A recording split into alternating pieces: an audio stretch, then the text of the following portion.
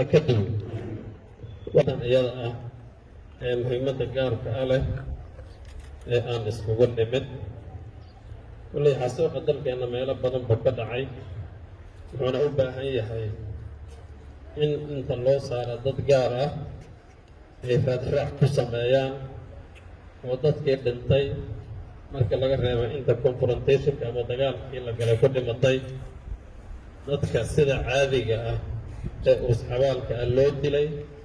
ee aqalada lagala baxay in uruurintooda meel walba ka dhacday iyo taariikh walba way dhacday dad gaara in arrinta iyada loo xilsaaro way fiican tahay aniga haddii aan xasuusto in laga tagay baa jirta magaalada goday oo kaleeto waxaa lagu dilay ninka la yihahdo gaasmiraad layli baa lagu dilay mukhtaar aadan gaadan baa lagu dilay maarax macalin xareed baa lagu dilay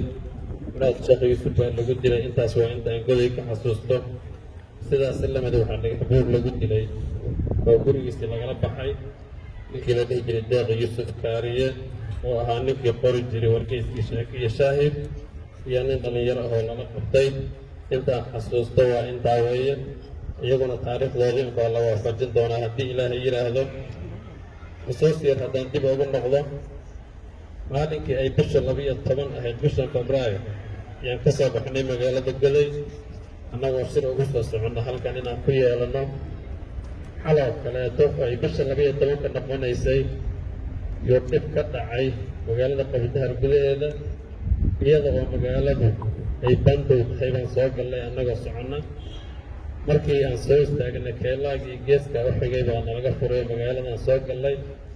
maalin yoomu shaki hay ahayd dadku qaarna way soomanaayeen qaarna way afursanaayeen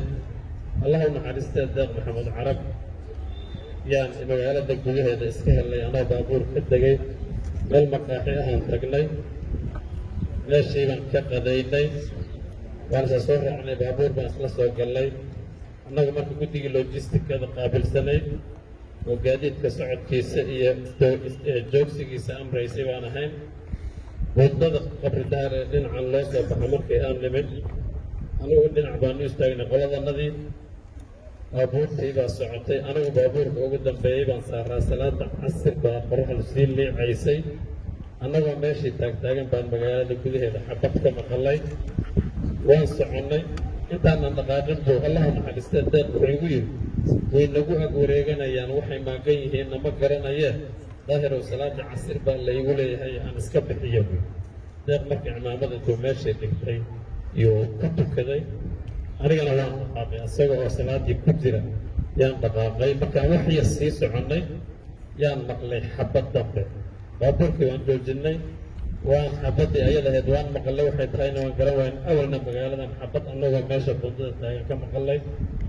sidaasaan annaka oo shaki lagu taagan yahay yaan u soo baxnay habeenkii dhagaxbuur baan seexanay ee bisha 13 soo galaysay halkan aan usoo gudubnay 15kiina shirkiibaa ka furmay baarlamaanka golada ay sidaa tahay marka dhacdooyinka dadkeenna lagu laayay aad iyo aad bay u fara badan yihiin in loo fiira yeesho oo sidii loo uroorin lahaa cid walba ay u howlgashana waa laga maarmaan markaan taa intaa kaga baxo meeshu waa wardheer taariikhduna waa 22 bishii febraayo sanadkii 1994 waxaa isu keenay waa xuska maalintaas murugada leh oo aan hubna inay tahay xusuus aan u wanaagsanayn ogaalka qof kasta oo inaga mid ah dadka la xasuuqay waa dhuuxii ay ummaddani lahayd oo iyaga oo nabad u fadhiya lagu warjeefay halkii ay joogeen waa hubaal sanad walba maanta oo kale qof walba oo damiir leh dareenkiisuna fiyow yahay inuu ka xanuunsanayo dhacdadaas maydku isku marmay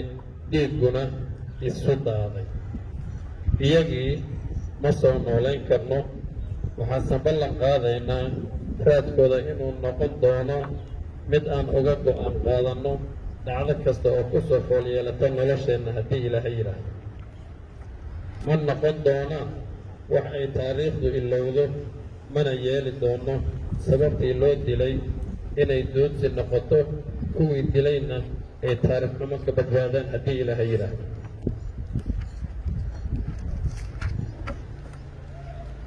waana u howlgelaynaa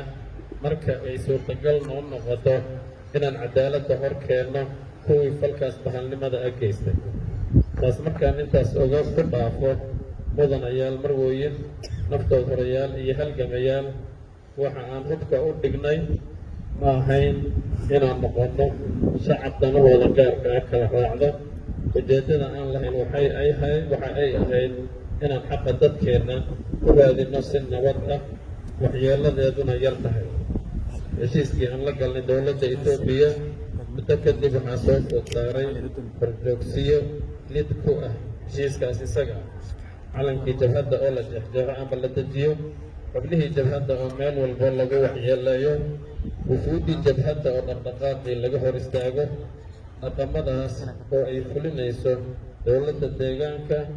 oo u tafaciidatay inay tirtirto soona afjarto raadadkii taariikheed ee ay ummaddani lahayd, taasoo ay ku raaligelinayaan dhaqankooda danaystanimo. taas ma yeelayno, mana oggolaan doono haddii alla yidhaahdo. ma doonayno dadku inay askariga tuutaha iyo qoriga ka cabsadaan. waxaan doonaynaa inay dadka sharciga ka baqaan, cadaaladda helaan. ma doonayno inay dowladdu dadka yeelato, ee waxaan doonaynaa inay dadku dowladda yeeshaan. waxaan doonaynaa inay dadku dowladdu yeeshaan. ma doonayno inay dadku madiidin u noqdaan xaakimka, sandareerana ku noolaadaan. waxaan rabnaa ummad dhaqaale ahaan, siyaasad ahaan iyo bulsho ahaan u jirta oo aan daba fadhiisad ku ahayn dowladda ay hoos tagaan. danaystaha iyo dhadhama raacu waxa ay u xusal duubayaan inuusan kaalinta ka soo dhowaanin qof kasta oo garan karta waxa ay yihiin loolana la geli karta.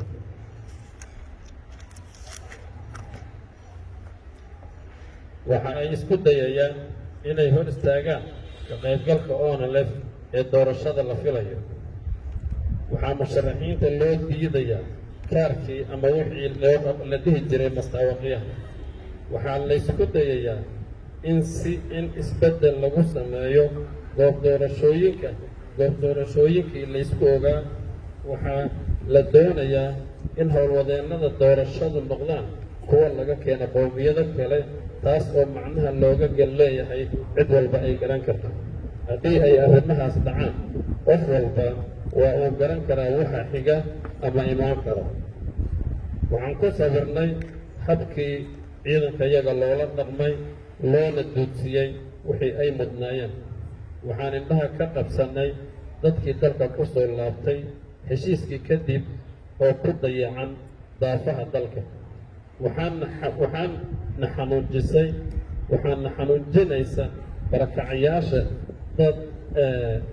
daadsan meelo dalka ka mid ah sida qoloji iyo daryeel la-aantooda. meesha ay ONLF wax ka soo bilowday iyo halka ay wax joogaan hadda waa la garan karaa. waxayse u baahan tahay in la xoojiyo lana dhowro. odayaasha dalka, aqoon-yahanka, culummada iyo siyaasiyiinta xalaasha ha u joogsadaan inay hor istaagaan wax kasta oo cajalada dib u celin kara. si aan loo dhihin ONLF go-aan aysan nina la tashanin ama go-aan aysan cidina kala tashanin bay iska qaadatay intii ay imaan lahayd. qaybaha aan soo magacawnay waxaa waajib ku ah inay u istaagaan sidii uu ku imaan lahaa xal suurto geliya in hawsha aan maagannahay ee nabadgelyo ku dhacdo si wada jir ah oo aanan kala tag lahaynna aan ugu adeegno bulshada, iyadoo qof walba uu ka duulayo fikirkiisa iyo aragtidiisa, qorshaha u degsan iyo dhaqankiisa hay-adeed intaba. waxaan hadalkayga ku soo gabagabaynayaa maalintan iyada ee murugada waa maalin ina soo martay, mana iloobi doono. saas daraaddeed haweenka, gabdhaha wiilasha odayaasha iyo cid kasta oo qadiyadan u nasab sheegata waxaa la gelayaa marxalad aad iyo aad u adag oo ay dhahaan dadka matalan ciyaalka reer magaalka markay isku dhacaan bay waxay dhihi jireen kala reebta nageeya hebelow waan aniga adiga waan isu dabci weyne kala reebta nageey waxa la yidhaahdaa jirta waxaan hadda waajihi doonaa duruuf lagu magacaabi doono kala reebta igee saas daraaddeed waa inuu qof la arko u diyaar garoobo